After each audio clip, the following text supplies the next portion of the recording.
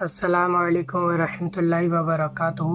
आज मैं आप लोगों के लिए हुजूर गौसे आज़म की शान में बहुत ही प्यारा बयान लेकर आ चुका हूँ। मुफ्ती सलमान नज़ीरी साहब की आवाज़ में इन्होंने पूरा बयान किया है। बहुत ही अच्छी शान बताई है, हुजूर गौसे आज़म की करामात बताई हैं। तो आप लोग इस बयान को पूरा देखिए।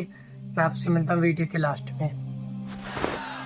हम हिंदुस्तान में है गौसे आजम के दरबार का पहरा दे रहे हैं, लेकिन साहब किसी को तकलीफ है तो मैं उनको एक बात बता दूं, थोड़ी बहुत आवाज हमारी ऊंची होती है इसलिए कि जिस दरबान के हम कुत्ते हैं उस तरफ अगर कोई उंगली उठाएगा भौंके के नहीं, फाड़ खाने की भी ताकत रखते हैं।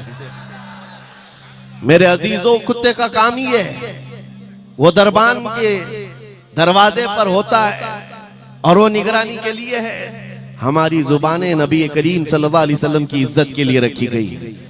हमारी जुबानें, हमारी जिंदगियां अल्लाह के वलियों की हिमायत के लिए रखी गई है। और अगर उनकी हिमायत में ना बोले तो फिर क्या धोती कुर्ते वालों के लिए बोलेंगे? बात सिर्फ इतनी है कि स्टेज उधर भी लगते हैं इधर भी लगते हैं। आप चापलूसी किसी और की करते हैं और हम तारीफ किसी और की करते हैं। आप माल के पीछे भागते हैं और फिर आप मौजूदा हुकूमत जो भी मौजूद है उसके सिक्कों पर और उनके ओहदे पर और उनके मनसब पर देख करके आप बात करते हैं। लेकिन अल्हम्दुलिल्लाह हम फकीरों की आदत ये है, हम बरसों पुराने आबा व अजदाद से गौसे आजम के ही दरबार, उनके ही गुलाम हैं। इसलिए कि हमने ये सुना भी है और पढ़ा भी है, हमारे यहाँ निस्बत पर फख्र किया जाता है। और कैसी निस्बत पर? अरे हमारे वक्त का मुजद्दिद जब इस बात पर फख्र करता है, या गौस तुझसे दर, दर से सग और सग से है मुझको निस्बत। ये भी नहीं कहा डायरेक्ट गौसे पाक आपसे डायरेक्ट मुझे निस्बत है, ये नहीं कहा, बल्कि या गौस आपसे, आपके दरबार को निस्बत है, आपके दरवाजे से आपके कुत्ते को निस्बत है और आपके कुत्ते से मुझ अहमद रजा को निस्बत है। तुझसे दर, दर से सग और सग से है मुझको निस्बत। मेरी गर्दन में भी है दूर का डोरा तेरा, और इस निशानी के जो सग हैं नहीं मारे जाते। क्या बेहतरीन फार्मूला दिया है डरने वालों के लिए ही आला हजरत ने कहा, जो खौफ खाया करते हैं खौफ न रख रजा जरा तू तो है अब्द मुस्तफा। आला हजरत फरमाते इस निशानी के जो सग हैं नहीं मारे जाते। सग फारसी लफ्ज है और कुत्ते को कहते हैं। कौन सी निशानी वाले सग नहीं मारे जाते? जिस कुत्ते के गले में पट्टा होता है उसको नहीं पकड़ा जाता। म्युनिसिपैलिटी की गाड़ी भी आती कुत्तों वाली, वो इंजेक्शन मार के जाते हैं या कुत्तों को पकड़ के ले जाते हैं। बहुत कुत्ते अगर आवारा हो गए कंप्लेंट करो, कुत्तों को उठा ले जाएंगे। लेकिन उन उठा ले जाने वाले कुत्तों में अगर एक भी बेल्ट वाला आया तो छोड़ देंगे। क्यों? ये पट्टा बताता है इसका कोई मालिक है, ये आवारा नहीं है, किसी का पाला हुआ है। पट्टा बताता है इसका कोई मालिक है। और आला हजरत फरमाते हैं हमारे गले में कादरी पट्टा पड़ा हुआ है और इस निशानी के जो सग हैं नहीं मारे जाते। हश्र तक मेरे गले में रहे कादरी पट्टा तेरा। गौसे पाक का ये निस्बत का पट्टा पड़ा हुआ है। ये अल्हम्दुलिल्लाह हमें बहुत सारी चीजों से महफूज रखता है। हमें जाहिर सी बात है आज इसी बात पर फख्र भी है। लोग मौलाना साहब कह रहे हैं हक बात कहना इस जमाने में नहीं, हर जमाने में दुश्वार रहा है, हर जमाने में दुश्वार रहा है। लेकिन ऐ नौजवानों, अगर तुम्हें अपनी निस्बत पर यकीन है कि मेरा पीर गौसे आजम जैसा है, मेरी निस्बत मुस्तफा करीम सल्लल्लाहु अलैहि वसल्लम से है, तो फिर खौफ किस बात का, डर किस बात का? इसीलिए हम डंके की चोट पर बोलते हैं क्यों दबे, जिस पे हिमायत का हो पंजा तेरा, शेर को खतरे में लाता नहीं कुत्ता तेरा। अजीजा ने गिरामी वक़ार, आज सुल्तानुल औलिया गौसुल आजम की बारगाह में हम खिराज अकीदत पेश करने आए। जो बातें मैं अर्ज कर रहा हूं वो गौर से सुने। करामात ये औलिया इकराम की जिंदगी का हिस्सा है, अल्लाह की तरफ से उन्हें दिया गया। करामत क्या है? ऐसा मुहय्यरुल अक़ूल काम, अक्ल को हैरत में डाल देने वाला काम जो आम इंसान नहीं कर सकता, आम इंसान की अकल में ना आए। अल्लाह के वली से सादिर होने वाला ऐसा कोई काम, उसको करामत कहते हैं। लेकिन करामत औलिया इकराम की विलायत को साबित करने के लिए जरूरी नहीं। औलिया इकराम की विलायत को साबित करने के लिए करामत नहीं दिखाई जाती, शरीयत पर इस्तिकामत ये विलायत की अलामत है। अगर वो मजबूती के साथ हर जमाने में अपने दीन पर जमा हुआ है, वो अल्लाह का वली है, वो अल्लाह का वली है। आज भी हमारी कौम औलिया को ढूंढने पर लगी हुई है। सुनो, अल्लाह का वली ढूंढना चाहते हो तो ढूंढने के लिए निकलते हैं और पीछे पड़ जाते हैं, देखते हैं ये ठोकर मार करके सोने का सिक्का निकाल सकता है कि नहीं निकाल सकता है। औलिया को इन्हीं बातों पर आज भी लोग परखते हैं, सोचते हैं कि अभी बाबा आसमान पर उड़ेंगे तो मैं समझ लूंगा अल्लाह के वली हैं, पानी पे चल के दिखाएंगे तो मैं समझ लूंगा अल्लाह के वली हैं। मैं यहीं बैठा हूँ, अचानक मेरे पास पैसों का थैला खोल के दे दें, अल्लाह के वली होंगे। यानी तुम एक जगह बैठे रहो, हलवा खिलाने वाले बाबा जिसको तुम समझोगे अल्लाह का वली है। मेरे अजीजों, ये जो चीजें तुम समझ बैठे हो अल्लाह के वली के लिए, ये जरूरी नहीं, बल्कि ये देखो कि वो नबी पाक की शरीयत पर कितना कायम है, मेरे नबी के रास्ते पर कितनी मजबूती से जमा हुआ है। मैं आपको पूछता हूँ, सैयदुश शुहदा इमाम अली मकाम इमाम हुसैन आजम से बढ़कर अल्लाह का वली कौन? अल्लाह का वली कौन है? सारे औलिया इकराम की निस्बत वहां जाकर खत्म होती है। उस हुसैन आजम को देखें करबला के मैदान में, अपने बच्चों की कुर्बानी के सामने भी जमे रहे, डटे रहे, करामत का इजहार नहीं किया, शरीयत पर इस्तिकामत लोगों को दिखाया। दुनिया में जैसी भी आफतें आ जाएं, मुसीबतें आ जाएं, अगर दीने मुस्तफा पर जमा हुआ है, इस्तिकामत के साथ खड़ा हुआ है, वो उसकी सबसे बड़ी विलायत है, वो सबसे बड़ा वली है। अल्लाह का वली वो है जो शरीयत पर जमा हुआ है, डटा हुआ है, कायम है। और करामात औलिया इकराम की जिंदगी का एक छोटा हिस्सा है, छोटा हिस्सा है, और इस्तिकामत ये बहुत बड़ा हिस्सा है। जमे रह जाना किसी बात पर, खौफ न खाना बातिल ताकतों से, न डरना इन जालिमों से, ये औलिया इकराम की जिंदगी का खास वतीरा है। आज हम सबको जिस चीज की जरूरत है वो करामत की नहीं, इस्तिकामत। करामतें सुनते भी आया, अब करामत से आप ये समझते हैं कि काया पलट जानी चाहिए। लोग आज मजाक भी करते हैं, कुछ वो मॉडर्न ख्याल के डॉक्टरों और प्रोफेसरों के लेक्चर सुन करके पागल जो हो चुके सोशल मीडिया पर, वो भौंकते हैं करामात औलिया पर। क्या अब करामात क्यों नहीं दिखाते अल्लाह के औलिया? ये जो हालात बदले हुए हैं, इन हालात में इनकी करामतों से जमीन क्यों नहीं पलट जाती? जालिमों के मुंह में कीड़े क्यों नहीं पड़ जाते? मेरे अजीजों, पूरी दुनिया करामात से नहीं चलाई जाती, वल्लाह मुसब्बिबुल अस्बाब, अस्बाब पर रखा है। एक मशहूर जमाना बुजुर्ग हजरत मोहम्मद जाम रहमतुल्लाह अलैह बगदाद हलाकू के जमाने के थे। हलाकू बादशाह जिसने बस्तियों की बस्तियां वीरान कर डाली और इतने कत्ल कर दिया था, जहां से गुजरता था इंसानों की खोपड़ियां।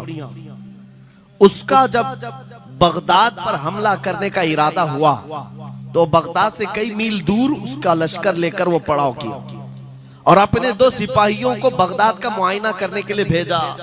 और उसकी दहशत तारी थी सब शहरों में, हलाकू अगर आ गया तो हिलाक हो जाएंगे, इसके फौजी सबको बर्बाद कर डालेंगे। हलाकू का नाम सुनते ही लोगों में दहशत तारी होती थी। तो 2 सिपाही 2 फौजी हलाकू के बगदाद मुआयना करने के लिए आए तो लोगों में खलबली मच गई, अब जाएं तो कहां जाएं?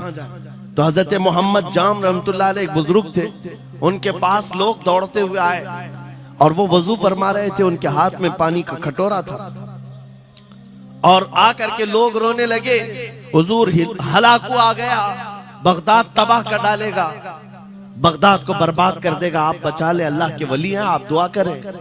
उन्होंने अपनी कटोरी पलट दी और कहा जाओ, अल्लाह हिफाजत करेगा।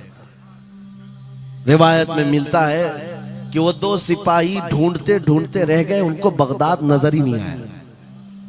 कोई बगदाद का न घर दिखा, न महल, न रास्ता, कुछ नहीं। वापस वो अपने बादशाह के पास जाकर कहते हैं, हम तो बहुत ढूंढ करके आए, बगदाद मिला ही नहीं। हलाकू ने उन दोनों सिपाहियों को कत्ल कर दिया।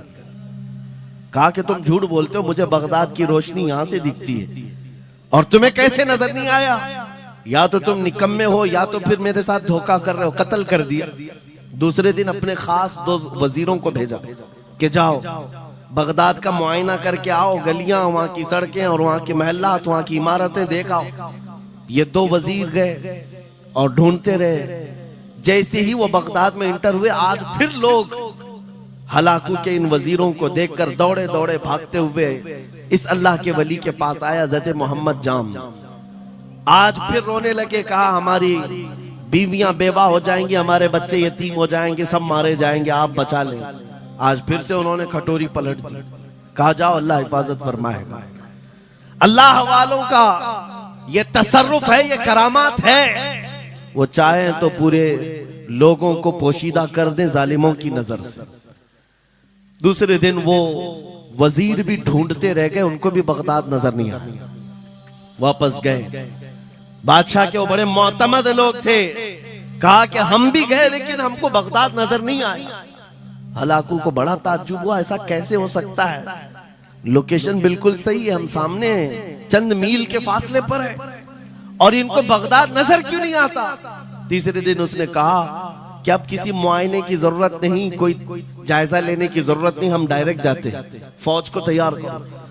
पूरी फौज को लेकर के जब तैयार होकर वो बगदाद के सरहद पर आकर खड़ा हो गया, उसके जंग का बिगल बजा और तबाही के आवाजें आने लगी, तो आज लोग फिर दौड़ते हुए हजरत मोहम्मद जाम के पास आए और उनसे रो रो कर गिड़गिड़ाने लगे। कहा आज तो आफत आ गई, बड़ी बला आ गई। तवज्जो से सुनना मेरे अजीजों, आज आप अगर ना बचाएं तो सब तबाह हो जाएंगे, बर्बाद हो जाएंगे।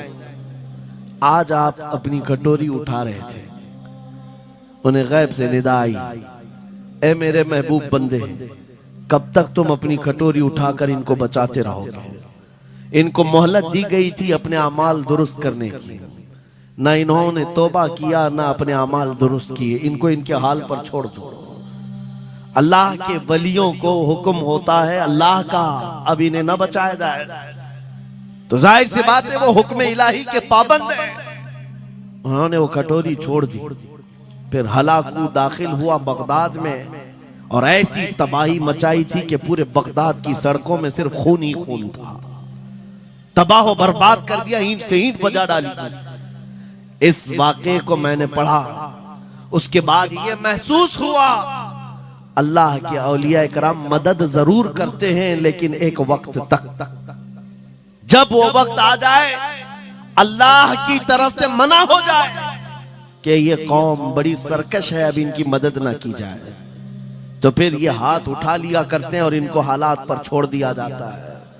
अजीज़ान गिरामी वक़ार, औलिया कामिलीन की करामतों पर भौंकने वालों से भी मैं यही कहूंगा, वो चाहे तो पल भर में हालात हमारे बदल दें, चाहे तो जमीन को उलट पलट दें, लेकिन वो अल्लाह के हुक्म के पाबंद होते हैं। और लोगों के लिए ये बात है, नसीहत है कि जब ऐसे हालात आ जाएं, आप इधर उधर भागने की बजाय पहले अपने दिल की तरफ देखें, कहीं मेरे गुनाहों से दिल के धब्बे बढ़ तो नहीं गए, मेरा दिल सियाह तो नहीं हो गया। सच बताओ मेरे अजीजों, इतने सख्त हालात के बाद कितने लोगों को ऐसी तौफीक हुई कि रात का अंधेरा छा गया हो और तौबा करने का जज्बा बढ़ गया हो, रात के वक्त बैठ करके रोने लग गया हो।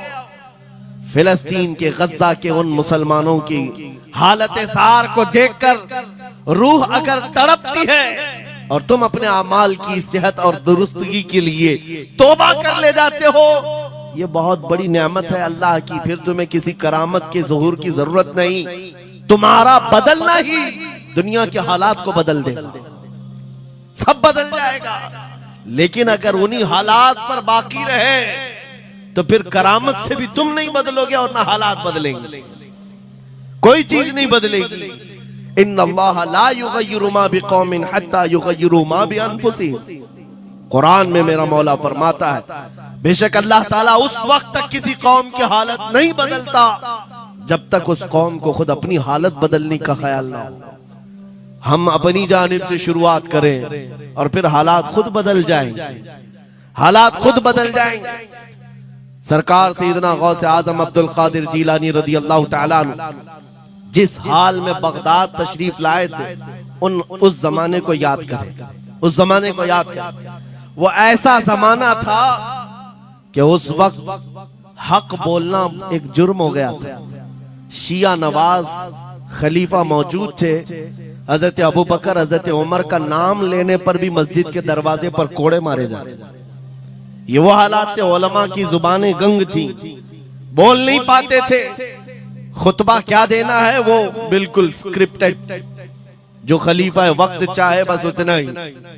आज जैसे सऊदियों के यहाँ ये रिवाज है, बादशाह की हिमायत में, और बादशाह जैसा चाहे वैसी मस्जिद का मौलवी भी बोलता रहे। शरीयत क्या कह रही है, मेरे मुस्तफा करीम सल्लल्लाहु ताला अलैहि वसल्लम की तालीमात क्या कह रही है, इससे क्या सरोकार। बस उतनी बातें करो जितनी उनके बादशाह की हिमायत की। ये दौर गौसे आजम के जमाने का भी था। उस वक्त हक बोलना एक बहुत बड़ा जुर्म था, उलमा को कोड़े मारे जाते थे। आपको पता है उसी बगदाद में सिर्फ एक हक बात का ऐलान करने की वजह से इमाम अहमद बिन हंबल को 300 कोड़े मारे गए थे। उनकी पीठ झुक गई थी, उनकी रीढ़ की हड्डी टेढ़ी हो गई थी। कोड़ा किसको कहते हैं, कोई रस्सी को नहीं, चमड़े का वो बेल्ट जिससे वो मारते थे तो जिस्म की चमड़ी लग करके आ जाती थी। 100 कोड़े में तो आदमी मर जाता था, कोई बच गया बच गया। 300 कोड़े खाए उस इमाम की बात कर रहा हूं जिसको मेरे नबी की 5 लाख हदीसें याद थी। वो इमाम अहमद बिन हंबल इतने बड़े इमामुल हदीस कोड़े खाते थे तो किस बात पर, सिर्फ हक बात का ऐलान बरसरे पैकार करते थे, सबके सामने करते थे। उन्होंने कोई बादशाह की रू रियायत नहीं की, उन्होंने ये नहीं देखा कि ये क्या चाहते हैं, बल्कि हमेशा ये देखा कि मेरे नबी की शरीयत क्या चाहती है। मेरे अजीजों, यही बड़ी करामत है। गौसे आजम की बड़ी करामतों में से करामत ये है, उस जमाने में आप बगदाद तशरीफ लाए जब हालात ऐसे थे कि हक बोलना दुश्वार था, और आप जब मस्जिद पर खड़े, मस्जिद के मिंबर पर खड़े होकर ऐलान करने लग गए, हैबत ऐसी तारी थी कि कोई आपको रोक ना सका, और आपके ये हक्कानियत की तबलीग फैलती गई। शुरू में 10 लोग, फिर 20 लोग, फिर 100-200, फिर 1000-2000। गौसे आजम ने चंद महीनों में जो खुतबात दिए, आपके खुतबात का आलम यह था कि फिर 70,000 का मजमा बराबर सुनने के लिए आया करता। और गौसे आजम का ये खुतबा एक नहीं, हजारों खुतबात हैं। जब जब आप खुतबा देते थे, एक बात याद रखें, जुबान अगर पाक हो और अल्लाह की नबी पाक की शरीयत ताहिरा बोलती हो, उस जुबान में भला का असर होता है, अल्लाह करीम की तरफ से असर डाला जाता है। हक बात अगर बुलंद आवाज से कहो, ये मत देखो कि मैं कौन हूं, ये देखो कि कलाम किसका है। अल्लाह करीम लोगों के दिलों पर बात डालता है। गौसे आजम की जुबान से निकले हुए कलमा ऐसे हुआ करते, मजमा खत्म होने से पहले पता नहीं कितनों की तो लाशें उठाई जाती थी, कितने तो वहां बेहोश हो जाते। किस बात पर? इतना असर करता दिल पर कि लोग कपड़े फाड़ लेते थे। खुतबे के अंदर, बयान के अंदर ऐसा असर होता कि लोग बैठे बैठे मदहोश हो जाते, कोई जोश हाल में कपड़े फाड़ डालते। रिवायात में बताया गया कोई एक मजमा भी ऐसा नहीं जिसमें हुजूर गौसे पाक की तकरीर के बाद जनाजा ना उठाया गया। हर खिताबत के बाद, और बोलते क्या थे, हैरत की बात है मेरे अजीजों। आज बाज लोग ये कहते हैं, हम भी बहुत सारी चीजें बयान कर रहे हैं, मैं अपने लिए भी नसीहत और सारे उलमा के लिए भी कहता हूं, लोगों के पल्ले नहीं पड़ती, लोगों के कानों में नहीं जाती। ये जुमा में आते हैं, सोते रहते हैं, जब इमाम खड़ा होता है नमाज के लिए तो ये झटका लेकर के खड़े होते हैं, बयान यूं ही चला जाता है। मेरे अजीजों, 2 चीजों की पाबंदी जरूरी है। मैंने पढ़ा था इमाम अहमद बिन हंबल नहीं, हजरत सुफियान सौरी रदी अल्लाह ताला, हजरत सुफियान सौरी नसीहत कर रहे थे और जब वो नसीहत करते तो लोग रो पड़ते थे, आखिरत को याद करते, कब्र की होलनाकियों का तज़किरा करते तो लोग रोने लगते। एक बंदा था, वो मजलिस में आया करता और खामोश बैठता और उस पर कुछ भी असर नहीं। एक दिन उसने पकड़ करके पूछा हज़रत सुफियान से, आप जब बयान करते तो लोग धाड़े मार मार कर रोते हैं, मुझे तो कुछ नहीं होता, मैं तो ऐसे ही बैठा रहता हूं। आपने क्या फरमाया? आपने ये नहीं फरमाया कि तू बदतमीज है, तू बदमाश है, तू बदअमल है। फरमाया दो में से एक खराबी हो सकती है, या मेरा दिल खराब होगा या तेरा दिल खराब होगा, इसलिए कि मैं बात रसूलुल्लाह की कर रहा हूं, इसमें असर तो होगा ही। दो में से कोई एक खराब होगा, ये नहीं फरमाया कि तू ही खराब। यहां पर हमारे लिए नसीहत है, बोलने वाली जुबान पाक हो और लुकमा हलाल का जाता हो, अल्लाह असर जरूर पैदा फरमाता है। सरकार गौसे पाक रदी अल्लाह ताला अन्हु मिंबर पर खड़े होकर बयान कर रहे हैं। क्या बयान कर रहे हैं? सुने। एक दिन आप हज़रत अब्दुल जब्बार को बैठाए, अपने बेटे को, वो बयान करते रहे, उसके बाद उतर कर के आगे कहा, अब्बा जान आप जो बयान करते हैं उसमें जो रिक्कत तारी होती है वो मेरे बयान में नहीं होती, आप बयान करें। गौसे पाक मिंबर पर खड़े हो गए और सुनो, 70,000 का मजमा है। गौसे पाक की तकरीर क्या है? डायरेक्ट शुरू फरमाते गौसे पाक, ऐ लोगों, मेरे घर में आज एक बड़ा हादसा हो गया। अपने घर का वाकया बयान कर रहे, मेरे घर में आज एक अजीब हादसा हो गया।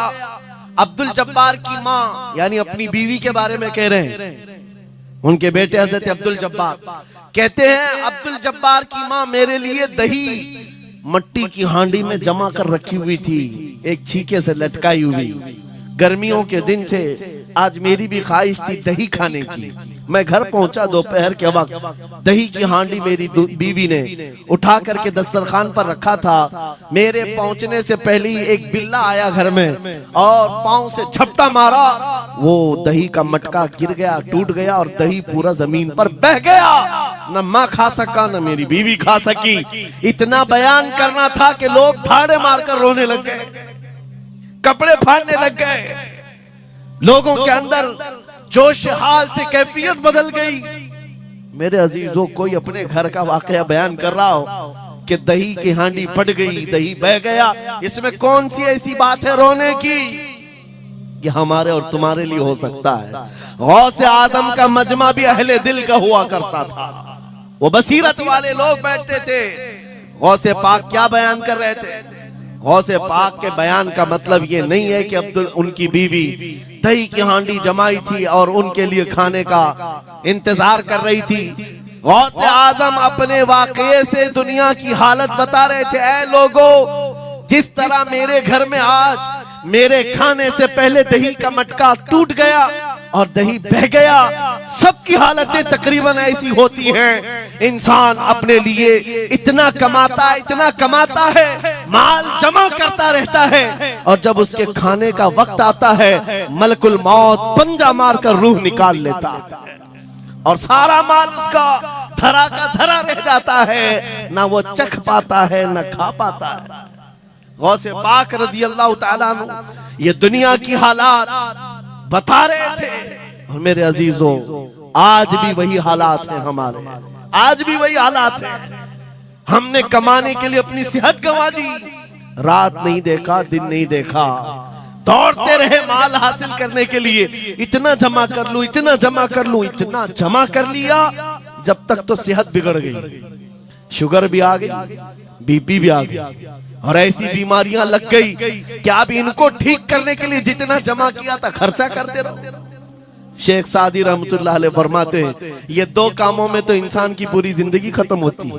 पहले कमाने के लिए सेहत गंवाता है और फिर सेहत बचाने के लिए माल गंवाता है।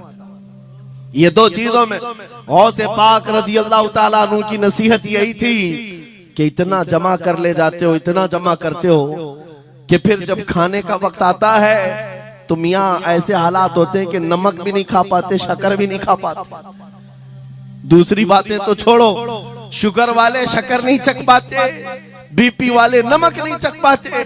अरे ये बड़ी छोटी चीजें हैं, और माल देखो तो करोड़ों का है, अरबों का है। अरबों का माल पड़ा हुआ है, नमक नहीं चट पाते, शक्कर नहीं खा पाते।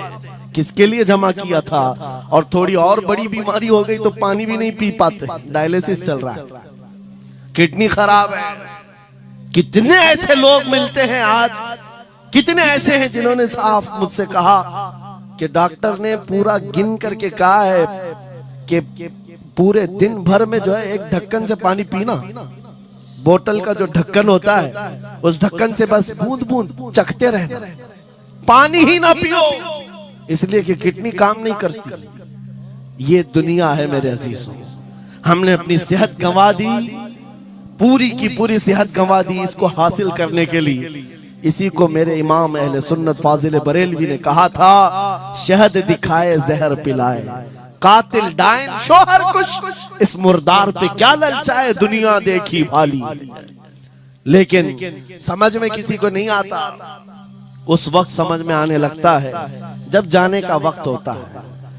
जाने के वक्त हालात ऐसे होते हैं, मैं अक्सर अपने टूर में देखता हूँ, उमरा पे जाते हैं, बगदाद पे जाते हैं, खूब आयश से रहते हैं, सबको पता रहता है प्लेन में सिर्फ 30 किलो का अलाउड है, लेकिन मार्केट में जाते हैं तो उनको कुछ खबर नहीं होती, सब खरीद रहे होते हैं। हो जाएगा, खरीद करके लाकर रूम में भर दिए, और आज शाम में जाना है तो ठोस रहे हैं इस बैग में उस बैग में, नहीं घुसा। और उसके बाद फिर एयरपोर्ट पहुंचे तो कभी इसको रिक्वेस्ट कभी उसको रिक्वेस्ट, थोड़ा हमारा भी ले लो, थोड़ा हमारा भी ले लो। अरे वहां सबका 30 है, कोई लेने को तैयार नहीं। फिर खरीदा हुआ वहीं छोड़ करके हसरत भरी निगाह से देखते जाते हैं, किसी की खजूर छूटी हुई है, किसी के मुसल्ले छूटे हुए हैं, किसी के कपड़े छूटे हुए हैं। हर बार हम एयरपोर्ट पे देखते हैं, छोड़ करके जा रहे होते हैं, बड़ी हसरत से देखते हैं। मेरे अजीजों, ये कोई लतीफा नहीं, सेम यही हालात जब दुनिया से जा रहा होता है एक इंसान, मरने से पहले उसकी आंखें फटी रह जाती हैं। क्यों कहा गया है मरने के वक्त सबसे पहले उसकी आंखें बंद कर दो? क्योंकि वो अपना माल देख रहा होता है, अपनी औलाद देख रहा होता है, अपना घर बार देख रहा होता है। मैंने इसको बनाया था, इस तरह से कमाया था, इस तरह से इसको पाला था, ये सब देखता रह जाता है। उनमें से किसी चीज को उठा भी नहीं पाता, ले नहीं जा सकता, यहाँ तक कि ऐसी हालत होती है खुद जा भी नहीं पाता, दूसरों के कंधों पर सवार होकर जाना पड़ता है। ये दुनिया की हकीकत। गौसे पाक की तालीमात अगर पढ़ते रह जाओ मेरे अजीजों, तसव्वुफ का एक ऐसा किला है, गौसे पाक की तालीमात काफी है तुम्हें तौबा करने के लिए, दुनिया में दिल लगाने के लिए और उससे दिल हटाने के लिए। गौसे पाक की तालीमात काफी है। आपने फरमाया था दुनिया में ऐसे रहो जैसे कश्ती समंदर में चलती, कश्ती समंदर में चलती है, यानी पूरे भरे हुए मौजों के पानी पर कश्ती चल रही है, लेकिन उसका कुछ बिगड़ता नहीं है। हाँ, अगर पानी कश्ती के अंदर आ गया तो फिर कश्ती के लिए खतरा है, डूब जाएगी। तुम दुनिया में ऐसे ही रहो कि तुम्हारे अंदर दुनिया ना आए, तुम दुनिया में हो, तुम्हारे अंदर दुनिया ना आ जाए। अगर तुम्हारे अंदर दुनिया घुस गई तो डूब जाओगे, फिर यहां से निकल नहीं पाते। मौलाना रोम इसी की मिलती जुलती बात कहते हैं। मसनवी शरीफ में जलालुद्दीन रूमी फरमाते हैं, एक चूंटी को देखा, शहद का एक कतरा जमीन पर गिरा हुआ है, शहद का कतरा चिपकने वाला होता है, यानी उसके अंदर गम होता है। चूंटी करीब से आई, एक चुस्की ली, शहद को चखा और जाने लगी। फिर आई, पेट कहां भरता है चूंटी का मीठे से। अरे शहद तो पानी में भी रखो ऊपर से आके गिरती है, और शहद खाना है उसको। और दूसरी तरफ से आई, फिर गई, पेट नहीं भरा, चारों तरफ से उस कतरे को चाट चाट के गई। मौलाना रोम फरमाते हैं, फिर चूंटी के दिल में ख्याल आया, मैंने हर तरफ से तो शहद को चक्कर देखा, टेस्ट एक ही है, बीच कचरे में कैसा टेस्ट होगा? कतरे के बीचों बीच शायद अलग टेस्ट होता है। तो चूंटी ये सोच करके कतरे के ऊपर चढ़ गई, जो शहद का कतरा था उसके ऊपर चढ़ गई। कहा ऊपर चढ़ करके मैं चुस्की लूंगी इसकी और चखूंगी। और जब चढ़ गई तो उसके सारे पैर हाथ उस पे चिपक गए। चूप्स तो लिया, शहद खा तो लिया, लेकिन वापस आने का कोई रास्ता ही नहीं था। सारे हाथ पैर उस शहद के गम में चिपक गए, चूंटी की उसी कतरे में मौत हो गई। मौलाना जलालुद्दीन रूमी फरमाते हैं इंसान यही करता है, माल कभी इधर से कमाता है कभी उधर से कमाता है, हर जगह से देखता है, सारे टेस्ट ले लेता है, बाद में बड़े बड़े लोगों को देखता है, अरे नेताजी तो बड़े बंगले में, वहां कैसा ऐश होता होगा, कोई उस रिजॉर्ट में है वहां कैसी मस्तियां होती होंगी, वहां भी जाकर देख लूं। ये वहां भी यहाँ भी करते करते घुस जाता है और दुनिया में ऐसा मसरूफ होता है, उसकी मौत आ जाती है, तौबा की मोहलत नहीं मिल पाती, उसी दुनिया में फंस जाता है। मेरे अजीजों, गौसे आजम की तालीमात ये हैं, दुनिया में ऐसे रहो जैसे कश्ती समंदर में रहती है, तुम्हारे अंदर पानी ना आने पाए, अगर तुम्हारे अंदर आ गया तो डूब जाओगे। इन तालीमात पर अमल करते हुए आज हम हालात देख सकते हैं, जितनी चीजें उन्हें हमें बिगाड़ा है आज, वो दुनिया की मोहब्बत है, वो दुनिया की मोहब्बत है। मेरे आका सल्लल्लाहु अलैहि वसल्लम का एक फरमान मैं सुनाता हूँ, अबू दाऊद शरीफ की हदीस है, वो आज के जमाने में अगर मैं आपके सामने बयान करूं तो ऐसा लगे हमारे लिए ही बयान हुआ है। रसूल करीम सल्लल्लाहु अलैहि वसल्लम फरमाते हैं, यूशकु अन तदाअ अलैकुमुल उमम कमा तदाअल अकिलतु इला कुसअतिहा, करीब एक जमाना तुम पर आएगा, तुम देखोगे कि सारी जमातें मेरी उम्मत पर टूट पड़ेंगी, ऐसे टूट पड़ेंगी जैसे भूखा बर्तन पे झपटता है, भूखा आदमी जैसे बर्तन पे झपटता है, ऐसे मेरी उम्मत पर सारी कौमें झपट पड़ेंगी। आज वही तो हालात है, आज वही हालात है, सबका टारगेट हम ही है, सबका निशान हम है। सहाबा ने पूछा उस वक्त, यौमइदिन मिन नहनु मिन किल्लतिन या रसूल अल्लाह, ऐ अल्लाह के रसूल उस जमाने में हमारी तादाद कम होगी, ऐसा क्यों होगा कि सारे लोग हम पर झपट पड़ेंगे? नबी पाक फरमाते हैं, वलाकिन्नकुम कसीरून, नहीं तुम तो बहुत ज्यादा होंगे उस वक्त, गोसा अनका गोसा इस्साइल, लेकिन तुम्हारी हालत समंदर के झाग की तरह होगी, यानी समंदर का कफ झाग जो होता है हवाओं से उड़ जाता है, तुम्हारी हालत ऐसी होगी। तादाद तो बहुत होगी, लेकिन छोटी छोटी चीजों से बिलबिला करके भागने वाले लोग, ये प्यूरिटी नहीं रह जाएगी। फिर सहाबा ने पूछा, या रसूल अल्लाह सल्लल्लाहु अलैहि वसल्लम, ये ऐसी चीज हमारे अंदर क्यों आएगी? मेरे आका फरमाते हैं, वजह दो ही होगी, दो चीजें जब तुम्हारे दिल के अंदर आ जाए तो अल्लाह ताला तुम्हारे दिलों से, तुम्हारे दिलों के ऊपर काफिरों का, दुश्मनों का रौब डाल देगा, तुम डरते डरते जीने लग जाओगे, खौफ के आलम में जीने लग जाओगे।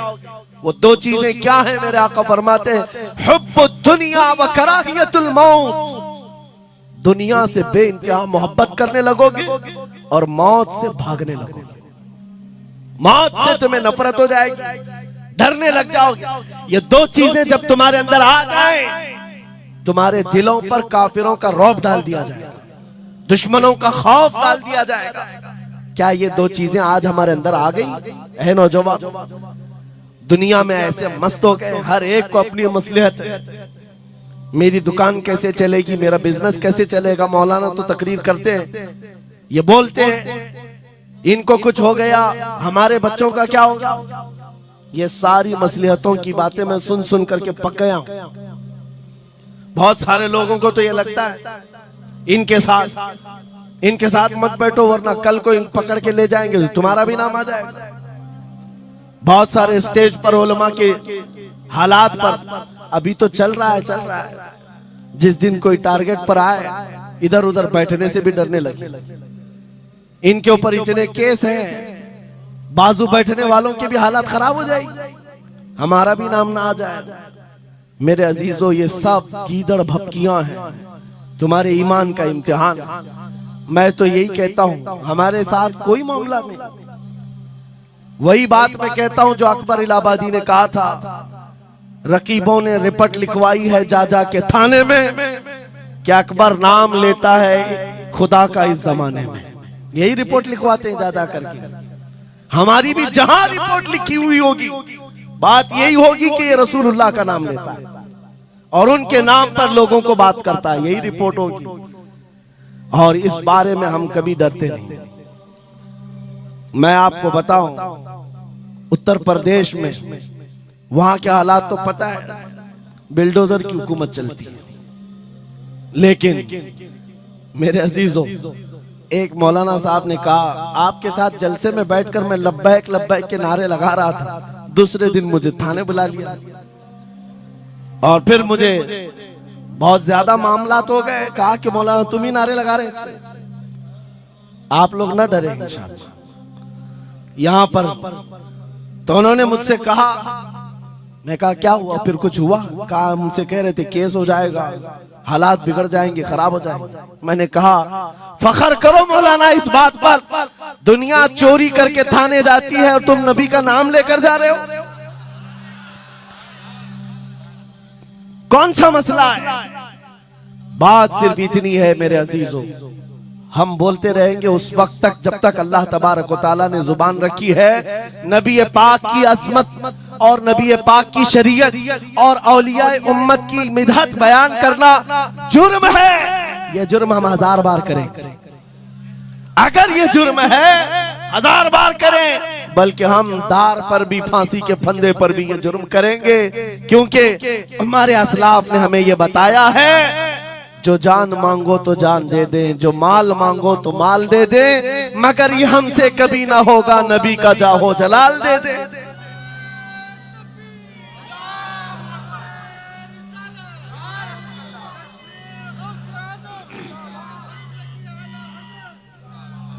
खामखा बेचारे हमारे रिश्तेदारों को डरा करके रखे लोग, पुलिस वाले हजरात को कुछ लोग रिपोर्ट लिखवा लिखवा कर डरा करके रखे हुए। मैं आपको बता रहा हूं, एक साल में तकरीबन 170 के करीब जलसे करके आए। किसी एक जगह की भी रिपोर्ट निकाल करके बताओ कि हमने कहीं फसाद करवाया, हमने कहीं पर लोगों में माहौल बिगाड़ा हो, या पब्लिक भड़क करके एक दूसरे के जंग करने पर आई हो, कहीं नहीं। अगर कौम को, सोई हुई कौम को बेदार करना तुम्हारे नजदीक भड़काना है, तो ये भड़काना तो बहुत अच्छा है मेरे अजीजों। हमारा काम सिर्फ इतना है, हम उन नौजवानों से बात कर रहे हैं जो अपने नबी के फिदाई हैं, जो अपने नबी के आशिक हैं, और हम सिर्फ उस लौ को और बढ़ाना चाहते हैं जो इनके सीनों में जल रही है। इनके सीनों में किसी और की नहीं, मेरे मुस्तफा के मोहब्बत की शमा है। अगर वो मध्यम है, हम उसको तेज करना चाहते हैं। बस मेरे नौजवान से मेरा मुतालबा सिर्फ इतना ही है, किसी की जय विजय क्यों पुकारे, क्या गरज हमको, हमें काफी है सैयद अपना नारा या रसूल अल्लाह, हमें काफी है सैयद अपना नारा।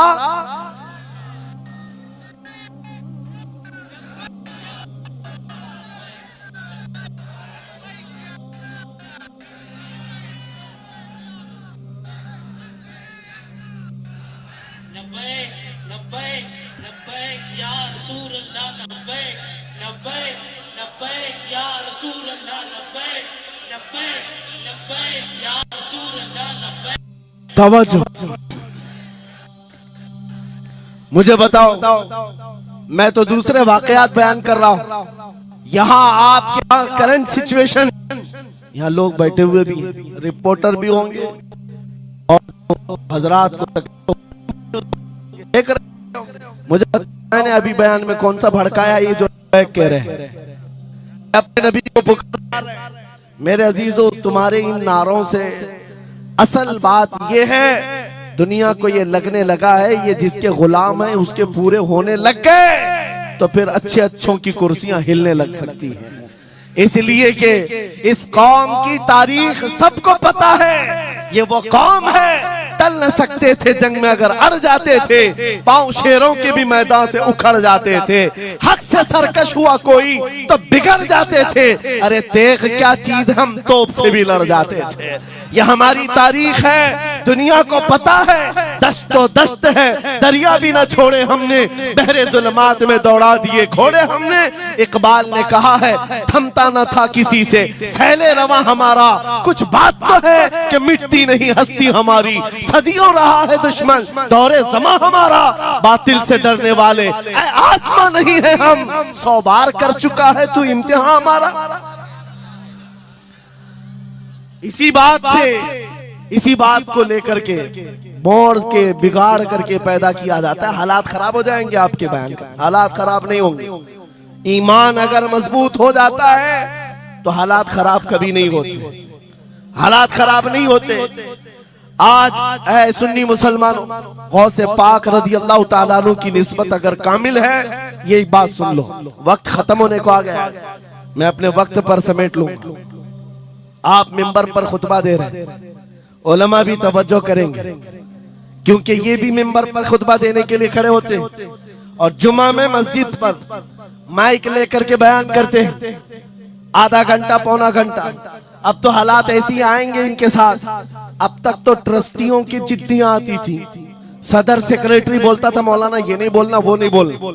अभी इसके बाद और आगे से भी आएंगी और चिट्ठियां आएंगी कि मौलाना अभी आपको क्या बोलना है इस जुम्मा में।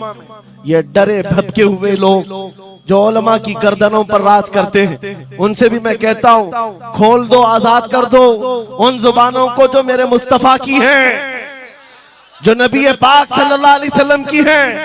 इनकी जुबानों पर ताले ना लगाओ। या उलमा तुम्हारे दीन के मुहाफिज हैं, तुम्हारी नस्लों की शरीयत के मुहाफिज हैं। आज इनकी जुबानों को बंद करोगे, कल तुम्हारे बच्चे नबी का नाम लेने से घबराने लग जाएंगे, डरने लग जाएंगे। उलमा के गलों में और इनकी गर्दनों में रस्सियां न डालो। ये तो उन जालिम ट्रस्टियों से कहता हूं, बाकी उलमा से कहता हूं अगर हालात ऐसे आ गए ठोकर मार दो इनकी नौकरियों को। एक दरवाजा अगर ये बंद करते हैं, मेरा मौला 70 दरवाजे और खोलेगा।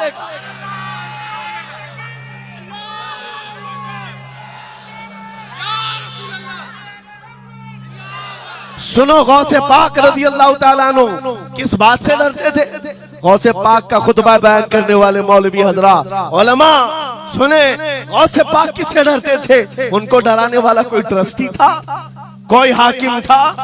बल्कि हालात ऐसे थे, एक बार खिताब कर रहे हैं मजमे में, बहुत बड़ा मजमा है, खिताब के बीच दरमियान अभी वाज हो रहा है, एक काला सांप गिर गया आपके कंधे पर।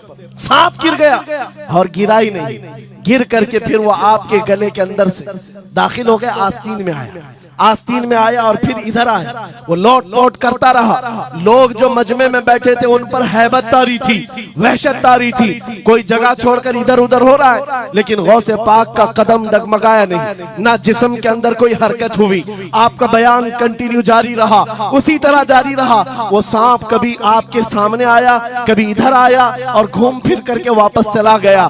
बयान आपका मुकम्मल हुआ। लोग खड़े हुए पूछते रहे, या सुल्तान अल औलिया सय्यदी शेख अब्दुल कादिर जिलानी, आपके साथ ये जो माजरा हुआ, ये सांप इतना खतरनाक था, देख करके हैबत तारी थी और आप अपना बयान कंटिन्यू जारी रखे हुए थे, ये क्या माजरा है? गौसे पाक फरमाते हैं, वो सांप तो मुझसे कह रहा था, ऐ अब्दुल कादिर, तुझसे पहले 70 औलिया को भी मैंने ऐसे ही आजमाया है, 70 उलमा को मैंने ऐसे ही आजमाया है और आजमा कर चला गया। गौसे पाक क्या फरमाते सुनो, ऐ लोगो, तुम मुझसे पूछ रहे उससे डरता था या नहीं डरता था? बात सिर्फ इतनी है, मैं उस कादिर का बंदा अब्दुल कादिर हूं, उस कादिर का बंदा अब्दुल कादिर हूं। मेरे उसकी कुदरत पर ऐसा यकीन है, अगर मौला ने मेरी मौत लिखी है तो ये काले सांप से क्या, चूंटी से भी हो सकती है। और अगर मौत नहीं लिखी, इस तरह के 1000 सांप मेरे गले में आए, मेरी मौत नहीं आ सकती। मेरा उसकी कुदरत पर यकीन कामिल है, इसलिए मैं उसका बयान कंटिन्यू रखा, जारी रखा। आज मैं यही कहता हूं, ऐ सुन्नी मुसलमानों और इन उलमा से भी, अगर हमारी मौत लिखी है, छोटे से हादसे से भी हो सकती है, और अगर नहीं है तो वक्त का प्राइम मिनिस्टर भी तुम्हारी गर्दन पर पैर रखे, मौत नहीं आ सकती, क्योंकि कादिर मुतलक मेरा रब्बुल आलमीन है। वक्त का बादशाह भी तुम्हारी गर्दन पर तलवार रखे, नहीं आ सकती। आपको पता है चंगेज की तारीख? चंगेज एक जालिम बादशाह गुजरा, बहुत बड़ा जालिम, जिसके सर पर 50 लाख लोगों के कत्ल का इल्जाम है। 50 लाख इंसानों का कत्ल मामूली है? उस जमाने का चंगेज, और वो मुल्क के मुल्क फतह करते हुए निकला था। एक जमाना ऐसा था मेरे अजीज, घोड़े पर बैठा हुआ चंगेज कुछ लोगों को, मुसलमानों को गिरफ्तार करके मैदान में खड़ा किया है और जल्लाद को बुलाया कि एक साथ सबकी गर्दनें उड़ाने लग जाओ। वो कितने लोग थे? 3 सफों में खड़ा किए हुए थे लोगों जिनका कत्ल होना था। लाइन से खड़े हुए हैं, सब अपनी अपनी बारी का इंतजार कर रहे हैं। जल्लाद तलवार लेकर आया और जब पहली सफ वालों को कत्ल करने लगा, वो गर्दनें उड़ा रहा था। एक बूढ़े मियाँ पहली सफ में खड़े थे, वो जल्दी से दूसरी सफ में चले, पीछे वाली सफ में गए। बादशाह चंगेज घोड़े पर बैठा हुआ खिलौने से खेल रहा है और ये मंजर भी देख रहा है और हंस रहा है। बूढ़ा यहाँ से उधर चला गया, पहली सफ का काम तमाम, पूरे कत्ल हो गए। दूसरी सफ में जब कत्ल का ऑर्डर आया तो जल्लाद फिर गर्दनें उड़ाने लगा। दूसरी सफ, दूसरी लाइन को कत्ल करने लगा जल्लाद। ये बूढ़े बाबा जो है तीसरी सफ में चले, पीछे और एक सफ थी, यहां से बचकर तीसरे में चले गए। दूसरी सफ भी उड़ गई। उसके बाद बादशाह चंगेज कहकहा मार करके कहने लगा, बाबा जी अब तो इसके पीछे कोई सफ नहीं, ये तीसरी थी, अब कहां जाओगे? बूढ़े मियां ने सर झुकाकर कहा, अब भी मेरा अल्लाह है। ये यकीन होता है, जहां तक बचना है बच लेंगे, और जब नहीं है, बाबा जी ने कहा अब भी अल्लाह है, हो सकता है। उस चंगेज ने कहा कि उड़ाओ अब इनकी गर्दनें। अभी जल्लाद तीसरी सफ को उड़ाने ही जा रहा था, अचानक चंगेज के हाथ से वो खिलौना नीचे गिरा जो खेल रहा था बैठ करके घोड़े पर। जैसे ही वो खिलौना उठाने के लिए नीचे की तरफ आया, उसका पैर जीन से निकल गया और घोड़ा अचानक बिदक गया, सरकश हो गया और घोड़ा सर पर दौड़ने लगा। और ये एक पैर इसका जीन में फंसा हुआ है और सर नीचे जमीन पर है।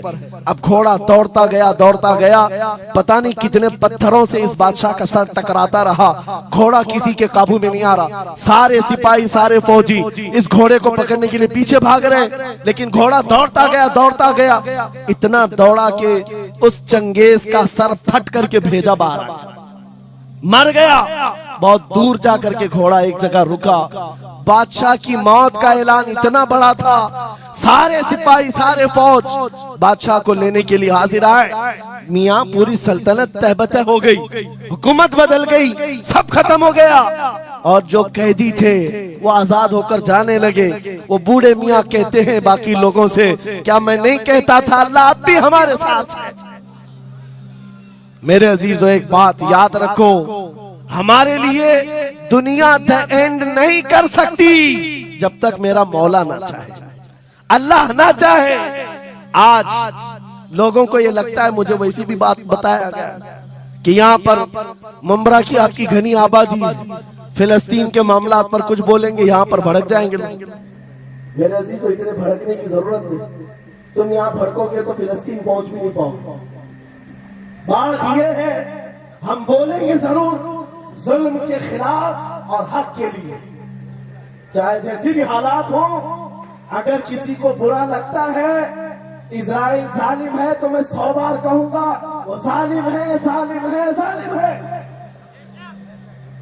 उनकी कोई हिमायत करने के लिए हम नहीं है, लेकिन एक बात आपको मैं जरूर बताना चाहता हूं, गौसे पाक का मसला की ये है, सुल्तानुल औलिया गौसुल आजम की निस्बत के साथ आप अपनी शरीयत पर कायम रहें और अपने ईमान पर डटे रहे और तौबा व इस्तिग़फ़ार के बाद अपने हालात बदल लें। और उन गरीब मुसलमानों को देखकर जो कत्ल हो गए और उनके टुकड़े हो गए, ये मत समझना कि इस्लाम खत्म हो गया। हर जमाने में ये चीजें आती रहेंगी, लेकिन आज मैं ये ऐलान करके गुफ्तगू खत्म करता हूँ। इन हालात को देखकर इस बात का फिर से हम नारा तजदीद करके जाते हैं, कत्ले हुसैन असल में मर्गे यजीद है, इस्लाम जिंदा होता है हर करबला के बाद। लब्बैक या रसूल अल्लाह, लब्बैक या रसूल अल्लाह, लब्बैक या रसूल अल्लाह। माशाल्लाह, सुभान अल्लाह। दोस्तों, बहुत ही प्यारा बयान था आप लोगों को। अगर ये बयान आप लोगों को पसंद आया तो इस वीडियो को ज़्यादा से ज़्यादा शेयर कीजिए। अगर आप हमारे चैनल पे नए हैं तो सब्सक्राइब कीजिए, क्योंकि मैं इस टाइप की वीडियो डालता रहता हूँ। और अब मिलते हैं अगली वीडियो में, जब तक के लिए अल्लाह हाफिज़।